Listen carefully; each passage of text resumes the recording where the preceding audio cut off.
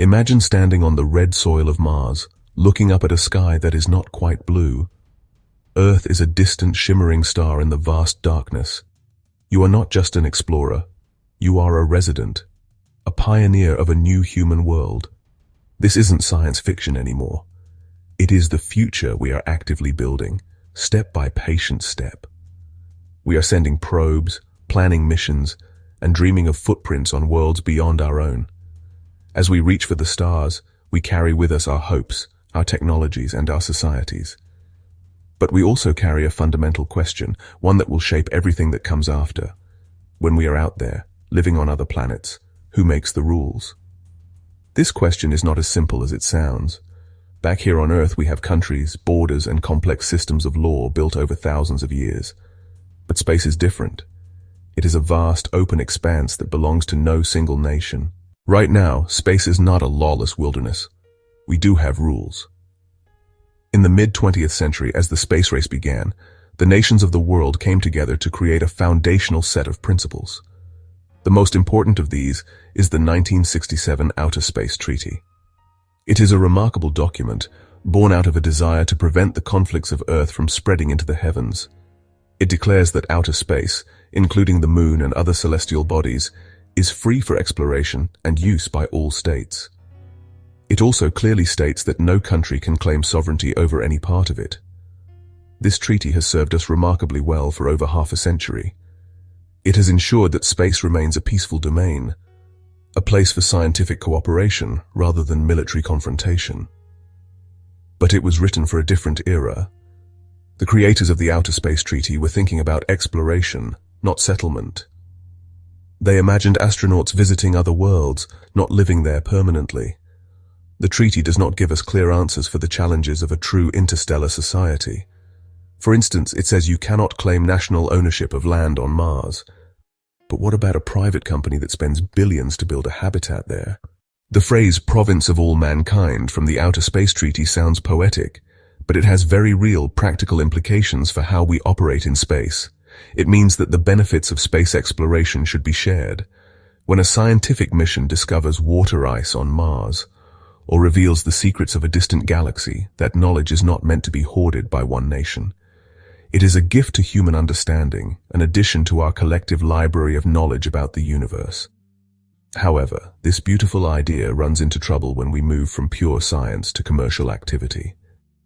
The treaty was written before anyone seriously considered mining asteroids for precious metals or building tourist hotels on the moon. While it says a nation cannot claim territory, it is much less clear about what happens when a private company wants to extract and sell resources. Can a company mine a crater on the moon for helium-3 and then claim exclusive ownership of that material? This tension between space as a shared commons and space as a commercial frontier is at the heart of the modern debate over space law. The simple, elegant principles of the 1967 treaty are being stretched to their limits by the ambitions of the 21st century. The document that so brilliantly prevented a military race in space is now struggling to manage an economic one. It gave us a wonderful starting point by telling us what we cannot do, claim territory. But it left a giant unanswered question about what we can do, particularly when it comes to making a living in the final frontier.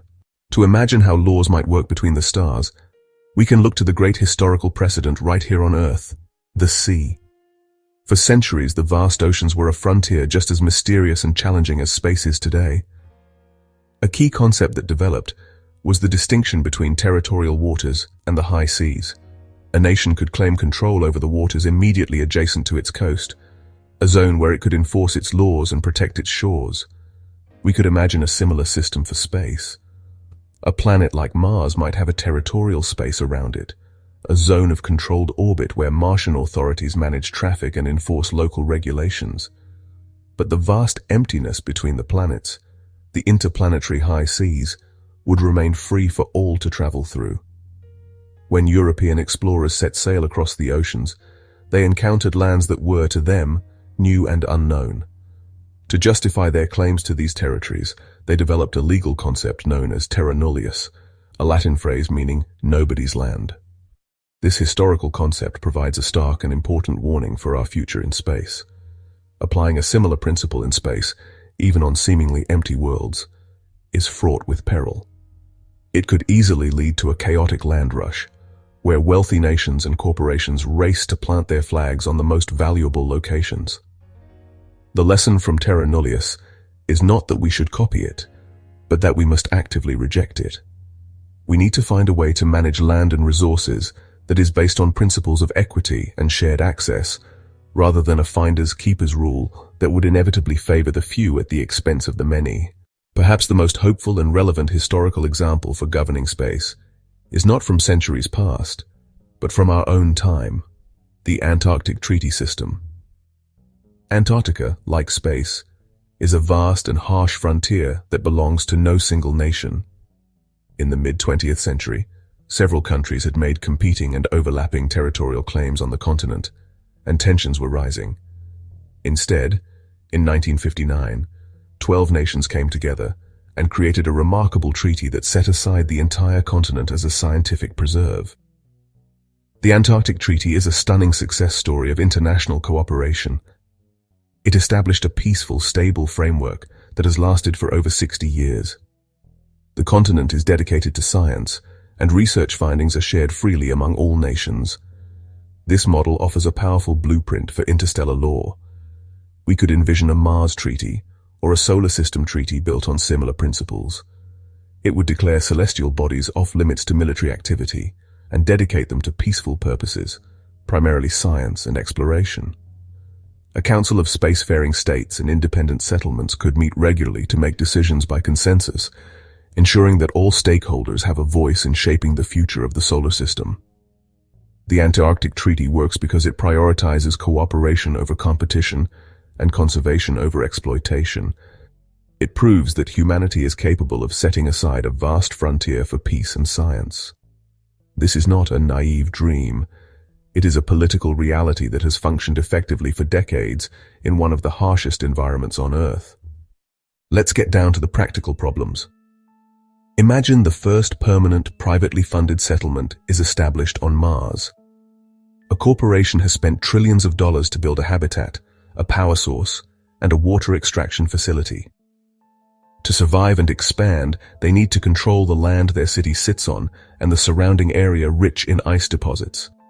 But the Outer Space Treaty says no nation can claim sovereignty.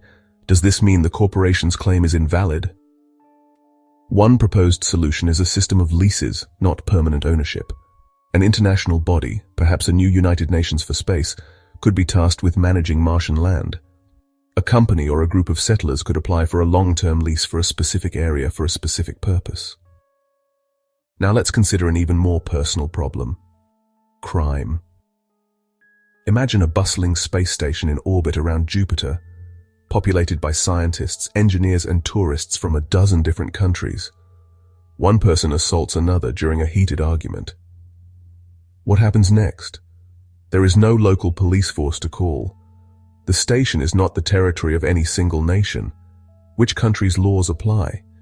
Is it the law of the victim's home country, the assailant's country, or the country that owns the station module where the crime occurred? A potential solution is the creation of a specific unified penal code for all designated interstellar habitats.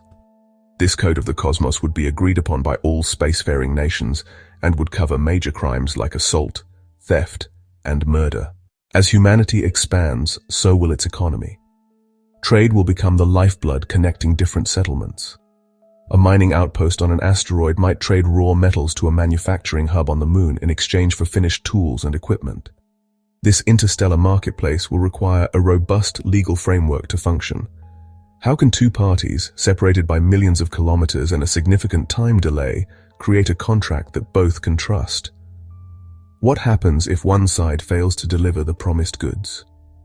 A possible solution lies in the technology of smart contracts, built on a blockchain-like distributed ledger shared across the solar system. A contract's terms, like payment being automatically released upon verified delivery of goods, could be coded into the system. Then there is the question of money. Would each planet or settlement develop its own currency? This could create a chaotic system with fluctuating exchange rates and high transaction fees, stifling trade.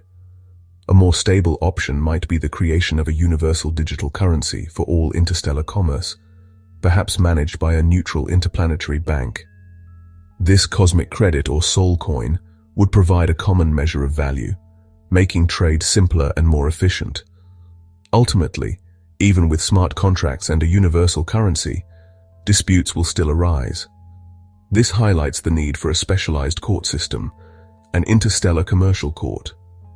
It could operate through secure digital channels, with arbitrators or judges from various settlements hearing cases and issuing binding rulings. The legal framework we built in the 20th century was designed for a world where space was a place you visited, not a place you lived. Imagine a colony on Mars. At its closest, Mars is about 55 million kilometers away. A radio signal, traveling at the speed of light, takes over 3 minutes to get there.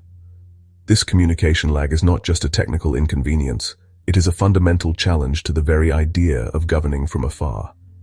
The leaders of a Martian settlement will have to make decisions on their own, from dealing with a life support system failure to resolving a serious dispute between colonists. This necessity for local autonomy will inevitably lead to the development of local rules and local governance.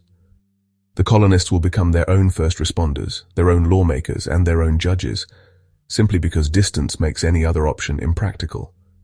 When humans settle on new worlds, they will not just be building new homes, they will be building new societies. Over generations, these colonists will not just be humans living on Mars, they will become Martians. Their experiences, their history, and their relationship with their environment will be unique. They will see Earth not as a home they left behind, but as an ancestral planet, a distant part of their history, much like how a modern American might view Europe. Why would a society with its own distinct culture feel it should follow the laws of a world it no longer identifies with? Each world will be a unique crucible, forging its own kind of humanity. A colony on a moon of Jupiter might develop a society based on living in subterranean oceans, completely alien to the surface-dwelling experience of humans on Earth or Mars. The future of interstellar law will likely be a rich and complex tapestry, woven from many different threads. We will need a foundational layer of universal principles, perhaps an evolution of the Outer Space Treaty, that establishes peace, protects fundamental human rights, and preserves the pathways between worlds as a commons for all. On top of this universal foundation, we will see the rise of local laws, tailored to the specific environments and cultures of each settlement. A colony on Mars will need its own rules for water usage and habitat safety, while a society on Europa might develop laws around exploring its subterranean ocean. Finally, this tapestry will be completed by specialized legal codes designed to govern specific activities that span across different worlds. We have explored the need for an interstellar commercial code to manage trade, a unified criminal code for major offenses in shared spaces, and perhaps specific environmental treaties to protect worlds of particular scientific interest. The task of building a legal framework for the stars is not something we can leave for future generations to worry about. The decisions we make today, the precedents we set with our first commercial ventures to the moon, and our initial robotic explorations of Mars, will shape the direction of this future. Do we want a future where the riches of the solar system benefit only a select few, or one where the province of all mankind is a genuine promise of shared opportunity and discovery? Do we want our first encounters between new human societies on different worlds to be defined by suspicion and exploitation, or by mutual respect and cooperation? Ultimately, the rules we make for space will be a mirror, reflecting who we are and what we hope to become. As we take our first tentative steps into becoming a multi-planetary species, we have a rare and precious opportunity to get it right from the beginning. We can choose to build a future based on the noblest principles of peace, justice, and collaboration. The universe is vast and full of wonders, but it is also indifferent and unforgiving. Our ability to survive and thrive within it will depend not only on the strength of our ships, but on the strength of our character and the wisdom of our laws. This is our challenge, and it will be our legacy.